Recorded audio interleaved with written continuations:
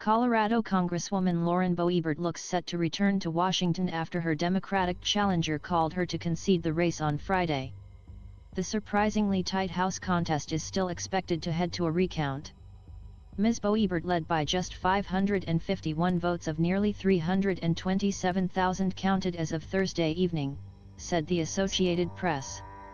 The 0.16% margin qualifies for an automatic recall under Colorado state law, which would delay an official call in the race. Speaking on Friday, 10 days after last week's midterm elections, Democrat Adam Frisch, 55, told supporters that he did not expect a recount to help him overtake Ms. Boebert, a Republican. "It would be disingenuous and unethical for us, or any other group, to continue to raise false hope and to encourage fundraising for a recount," he said. "Please, save your money for your groceries, your rent, your children." Ms. Boebert said on Twitter that she was so happy to declare victory in the race. The fight over Colorado's 3rd congressional district had widely been expected to be a cakewalk for Ms. Boebert, 35, a Donald Trump loyalist from the hard right wing of her party.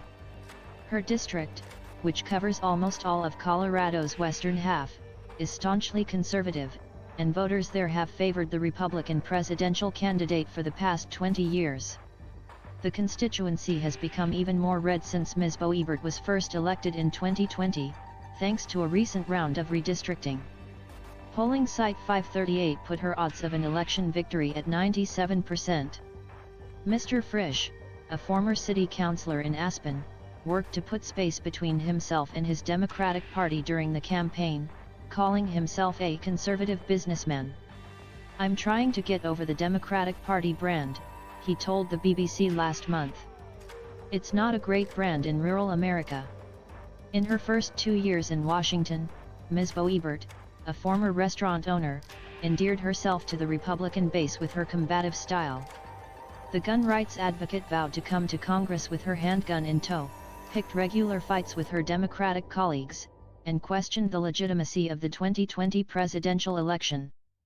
But it was clear that some moderate Republicans and independent Coloradans had grown frustrated with Ms. Boebert. Her opponent in the Republican primary, Don Coram, went so far as to endorse Mr. Frisch. Ms. Boebert has blamed her party for the close race, telling CNN recently that the Republican leadership failed to support her campaign. It also came amid a failure by Republicans, who narrowly gained control of the House while Democrats retained the Senate, to achieve more sweeping victories in the midterms.